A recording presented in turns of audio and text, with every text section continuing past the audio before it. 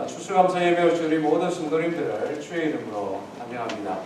특별히 우리 뉴스그룹 친구들 오늘 예배 찬양과 또 여러 가지 발표하는 일에 준비하고 수고 많이 했는데요. 진심으로 감사드립니다.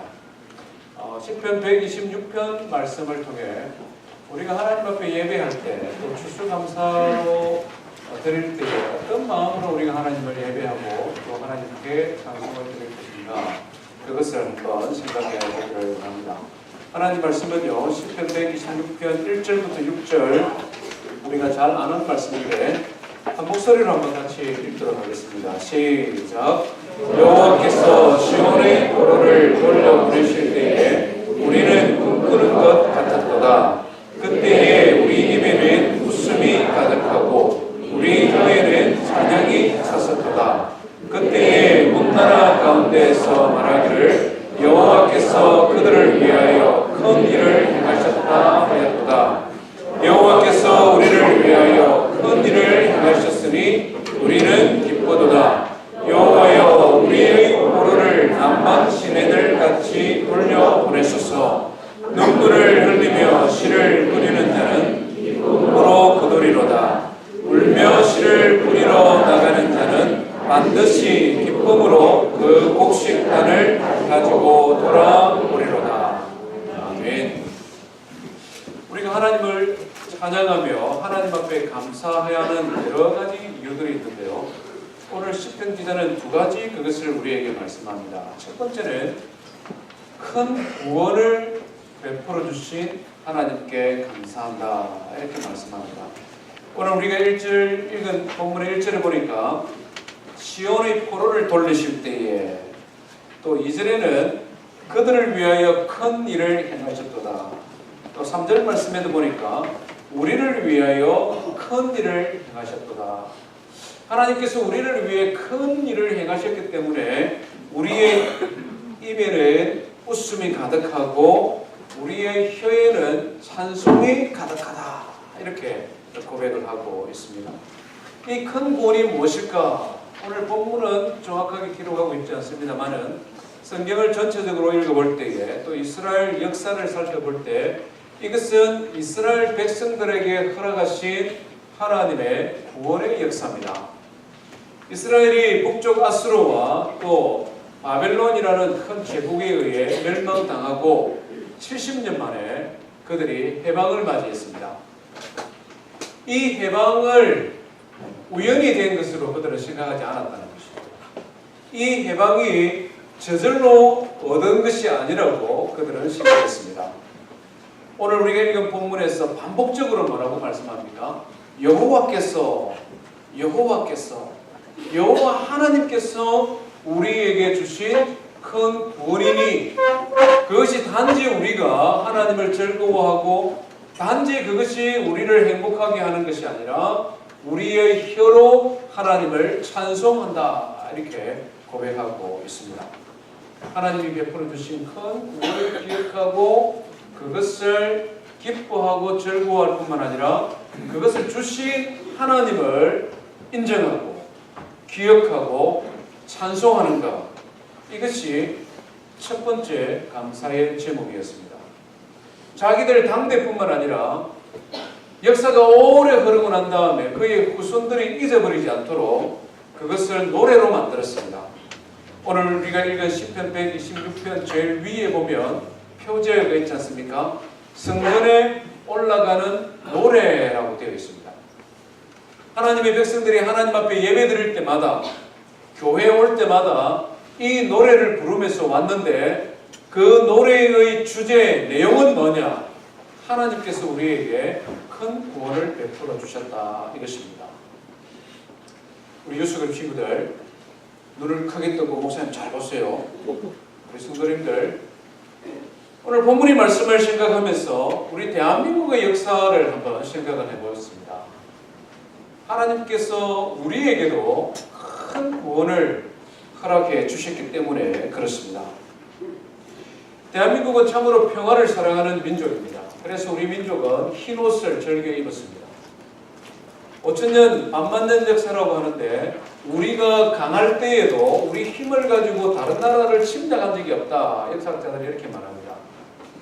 반면에 우리는 끊임없이 공격을 받았습니다.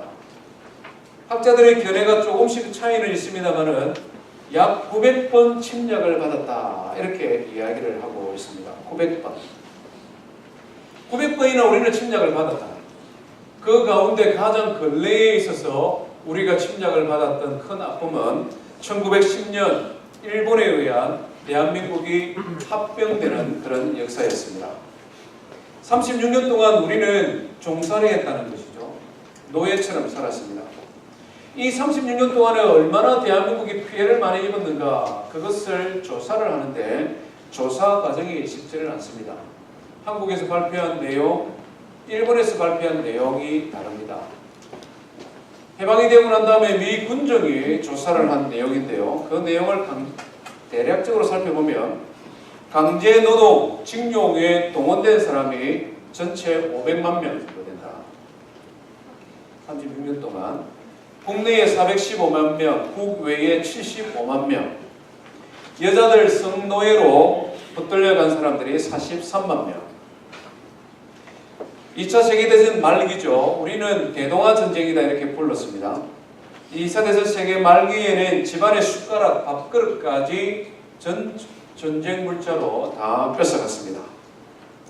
단순히 대한민국을 30년 동안 지배한 것이 아니라 좀 악한 일을 많이 했습니다. 1923년 도쿄를 중심으로 한 대지진이 일어났을 때에 그 모든 사람들의 인심을 반대로 돌리기 위해 한국 사람을 학살을 했는데 최소한 6,000명 이상이 죽임을 당했습니다. 7.3.1 부대가 사람을 대상으로 생체 실험을 한 것 알고 있습니다. 징용으로 끌고 가서 일을 시키고 해방이 되고 난 즈음에 한국으로 돌아오는 귀환선이 의도적으로 폭파되면서 5,000여 명의 사람들이 또 생명을 잃었습니다. 한국의 큰 시련이었다는 것이죠. 2차 세계대전이 종료되는과 동시에 한국은 독립을 맞이했습니다마는 곧바로 남과 북이 분단이 되어졌습니다. 그리고 1950년 6월 25일 대한민국에 전쟁이 일어났죠. 북한이 남한을 침략한 것입니다.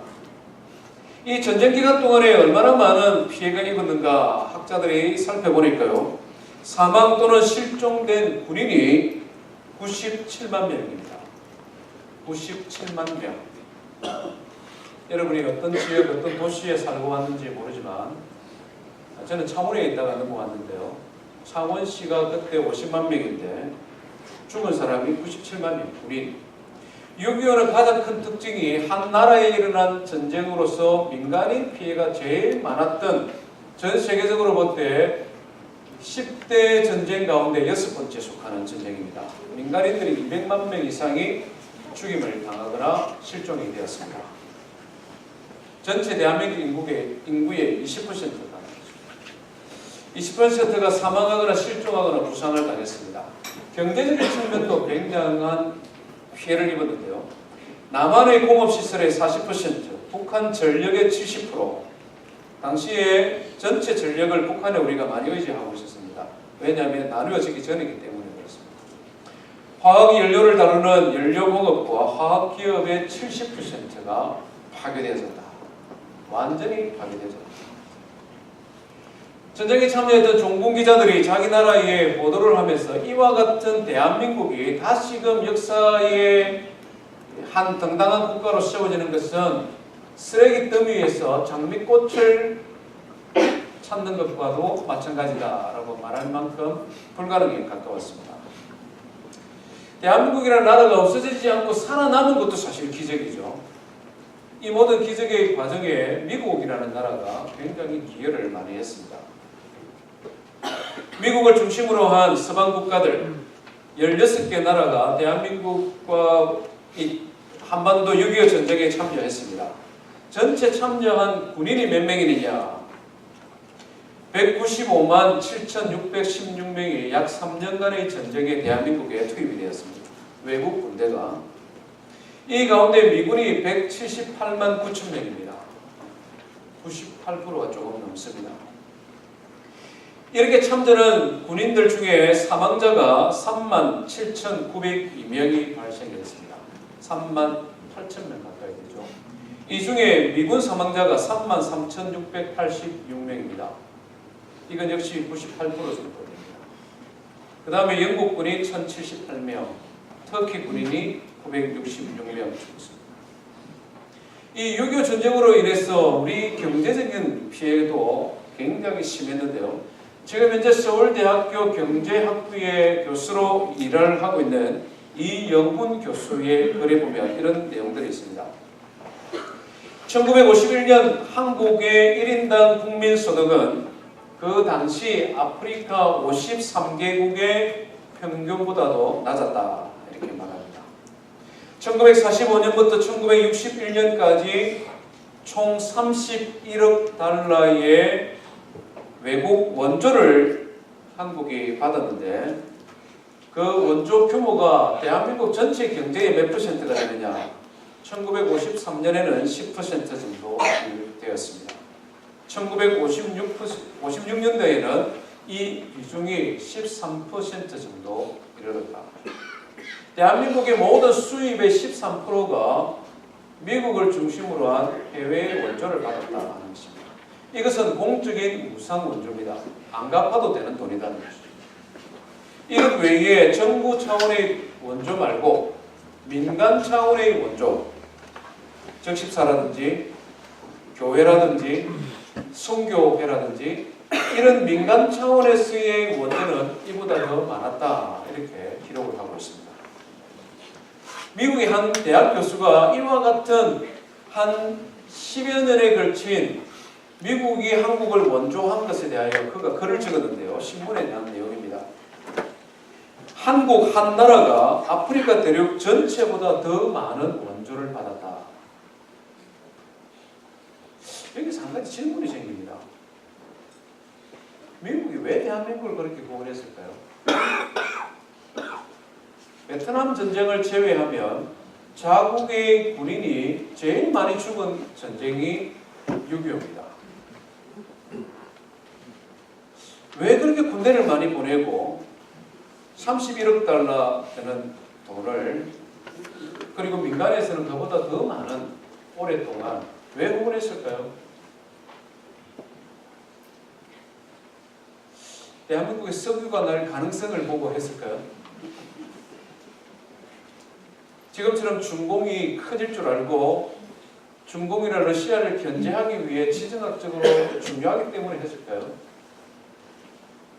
오늘 우리의 시각으로 보면 이런 평가가 가능합니다. 그러나 당시로 돌아가면 1950년대로 돌아가면 이런 평가는 의미가 없습니다. 왜 미국은 한국을 이렇게 한 대륙을 후원하는 것보다 더 많은 돈을 후원했을까? 그 이유는 다른 곳이 있는데요. 그것은 한국을 미국에 소개한 선교사들과 미국 교회의 영향입니다. 그냥 하는 말이 아니라 이것은 너무나 분명한 역사적인 사실입니다.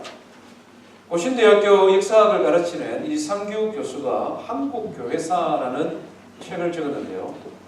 해방 이전에 일제시대에 대한민국에 들어와 있던 외국 선교사가 몇 명이냐? 1,500여 명입니다. 1,500여 명. 대한제국의 세국정책이 끝나고 그쯤에 전 세계에서 선교사들이 몰려왔는데 특별히 대한민국은 미국 북장로교를 중심으로 한 미국과 캐나다, 호주 선교사들이 많이 들어왔습니다. 장로교가 690명, 감리교가 430명, 이 정도 많은 선교사들이 한국으로 들어왔습니다. 그러다가 일제 말기에 일본의 기독교를 핍박하는 과정에 1943년을 기점으로 선교사들의 90% 이상이 한국을 떠나갑니다.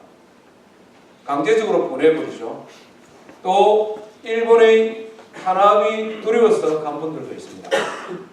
이분들이 돌아가서 한국의 현실을 세계에 알리시죠. 특별히 미국에서 많은 선교사들이 왔는데 미국의 교회에 알렸습니다. 저 동방의 평화를 사랑하고 흰옷을 즐겨 입는 너무나 가난한 나라의 사람들을 미국과 미국의 사회에 알렸다는 것입니다. 해방이 되고 난 다음에 그 짧은 시간에 대부분의 선교사들이 한국으로 다시 들어왔습니다. 3년 후에 전쟁이 발발했지 않습니까? 또 전쟁을 피해서 많은 선교사들이 한국을 또 떠나갔습니다. 그래서 그들이 한국의 현실을 세계에 알린 것입니다. 36년 동안 종살이도 모자라서 동족 간의 전쟁이 벌어져서 200만 명이나 되는 인구의 20% 사람들이 죽어나가는 현실을 미국 교회에 알렸고, 당시 미국은 보수적인 신앙을 가지고 있는 기독교인들이 정치와 경제와 사회와 모든 분야에 있어서 지도자로서 역할하고 있었습니다. 그래서 그들이 한국을 도운 것입니다. 미국 교회가 한국을 도왔고 예수 믿는 정치가들이 한국을 도왔습니다. 결과적으로 그들 가운데 역사하신 하나님께서 미국이라는 나라를 들어 대한민국을 재건하는 일에 사용했다는 것입니다. 우리는 이 역사적인 사실을 잊어서는 안 됩니다. 오늘 우리가 경제가 발전하고 우리가 좀 세계에서 살만하다고 이렇게 발전한 시대에 과거의 역사를 무시해서도 안 되고 무지해서도 안 되고 왜곡하는 것은 더 큰 문제입니다. 역사를 잊은 민족에게 미래는 없다, 이런 말을 우리가 존경합니다. 그런데 역사를 의도적으로 지우고 왜곡하고 변질시키는 민족에게 미래가 있겠습니까? 심각하게 고민해야 됩니다. 왜냐하면 우리는 이런 위험한 시대에 지금 살아가고 있기 때문에 그렇습니다. 북한과 남한이 평화적으로 통일되는 것을 반대하는 사람 아무도 없습니다. 그런데 한 가지 우리가 분명히 알아야 되는데요. 북한의 공산당과 김정은 독재자를 두고 민주적인 평화 통일이 이루어지는 것은 불가능합니다. 공산당은 6.25 전쟁을 일으키는 장본인이고 북한의 인구 80%를 탄압하는 독재국가입니다. 북한은 모든 종교를 말살하는데 그 중에서도 특별히 기독교를 말살합니다. 지금도 지하교회 성도들뿐만 아니라 얼마나 많은 사람들이 수용소에 포로로 잡히고 그곳에서 믿는 신앙 때문에 억압을 당하고 있는지 모릅니다. 전 세계에서 유래를 찾아볼 수 없을 만큼 할아버지와 아버지와 손자가 대를 이어서 나라를 다스리고 그것도 부족해서 마치 신앙처럼 살아있는 신처럼 추앙하는 그런 나라가 북한이고, 그런 가운데 권력을 갖고 있는 사람들이 20%에 이르는 공산당원들입니다.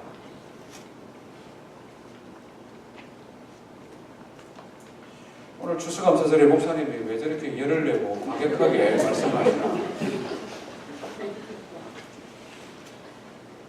대통령이 새로 바뀌고 정권이 바뀌면 어떤 정책을 펼칠까 유심히 살피고 그가 대한민국 전체 국민들을 위하는 위대한 지도자가 되도록 기도합니다.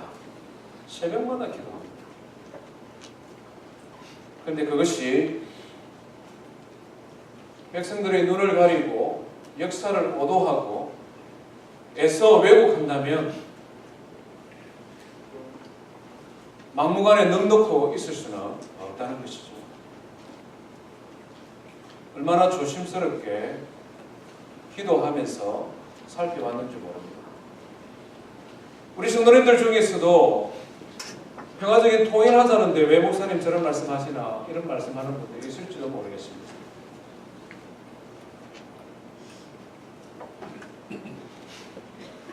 진리 위에 바로 서야 되고 역사를 외면하게 되면 그 불행한 역사를 다시 반복하는 과오를 범할 수 있기 때문에 그렇습니다.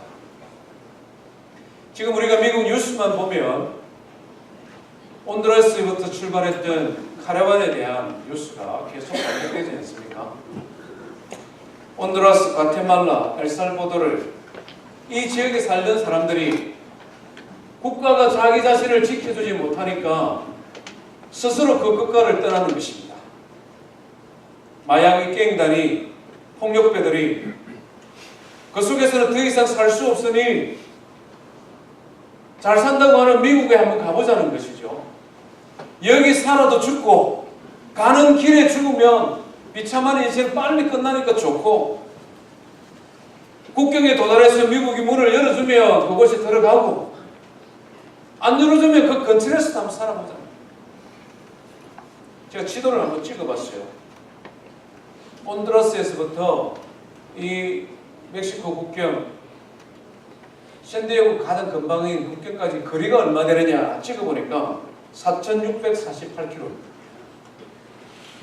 우리 대한민국은 좁은 나라이기 때문에 4,648km가 이해가 안 돼요. 그래서 제가 서울에서 북경까지 찍어봤습니다. 걸어서는 갈 수 없다 이렇게 여러분들 중간 구글에 한번 찍어보세요. 표시가 안 돼요. 그래서 이게 너무 길이 오래서 그런가 서울에서 블라디보스톡을 찍어봤습니다. 걸어서 갈 수 없다. 남과 북이 분단되어 있기 때문에 걸어서 갈 수 없다. 대한민국에 10번 왔다 갔다 하는 지역입니다. 저희 아버님이 6.25 전쟁 일제시대에 태어나서 강제징용을 당해서 5년 동안 일본에 가서 지하에 가서 체고를 하는 했습니다. 저는 군함도 영화를 안 봤습니다. 어릴 때 아버지한테 말씀 많이 들었고, 영화는 이 극적인 장면이지만 너무 사실감이 있어서 아버지 돌아가시고 난 이후에 못 보겠더라고요. 예고편 조금 봤는데 그냥 안 봤습니다. 6.25를 거쳤습니다. 이분이 살아서 늘 하시는 말씀이 있었는데, 평생 96년 동안 사시면서 세상에서 제일 불쌍한 사람이 누구냐? 부모 없는 고아라고 했어요. 부모 없는 고아가 제일 불쌍합니다. 그런데 그것보다 더 불쌍한 사람이 있었는데, 나라 없는 백성이 제일 불쌍합니다. 실제로 그것을 온몸으로 겪었기 때문에 그 말씀이 정말 실감이 났어요. 그러면서 늘 하는 말씀이 나라에 충성하는 사람이에요. 저희 아버님 예수 믿는 사람입니다. 농사 지으면서 새벽마다 기도하시고, 하나님을 믿는 믿음의 사람이지만 국가에 충성하고 나라를 지키는 사람이 되라고 늘 쓸모있는 인생이 되라고 말씀해 주셨습니다. 4,864km를 걸어서 살고자 발버둥 치며 올라오는 사람들을 바라보며 최근한 마음이 오죽하면 집을 떠나서 아무도 반기는 사람 없고 무작정 길을 떠났습니다. 그런 모든 사람을 받아들일 수 없기 때문에 국경을 봉쇄하고 또 그것을 대비하는 이 나라도 이해가 갑니다. 길에서 설움당하고 죽임당하는 그 사람들이 불쌍합니다. 추수감사절에 우리가 하나님 앞에 감사해야 될 것이 많이 있는데, 우리가 이민자로 살아가는 동안에 또 대한민국의 역사를 돌아보면서 하나님께서 우리에게 하신 일에 대하여 우리는 기억하고 감사해야 됩니다. 아무것도 남은 것 없는 잿더미 같은 땅에서 오늘처럼 부강한 나라를 이루게 해주신 이 모든 것은 우리가 운이 좋았고 우리의 조상들이 재수가 좋아서 그런 일이 아니라는 것이죠. 하나님께서 그 땅을 불쌍히 여기시고 그곳에서 선교사들을 보내주시고 그들을 통하여 감동받은 교회들이 우리를 도와 오늘 이 모습 여기까지 인도해 왔다는 것입니다. 추수감사절에 우리의 삶을 두고 하나님 앞에 감사할 건 많이 있지만 그 뿌리로 거슬러 올라가서 대한민국의 역사 속에서 우리 가운데 간섭하시고 우리에게 은혜 베풀어 주신 그 하나님, 그 하나님을 기억하고 하나님 앞에 감사하는 저와 우리 성도 되기를 주의 이름으로 축원드립니다. 아멘.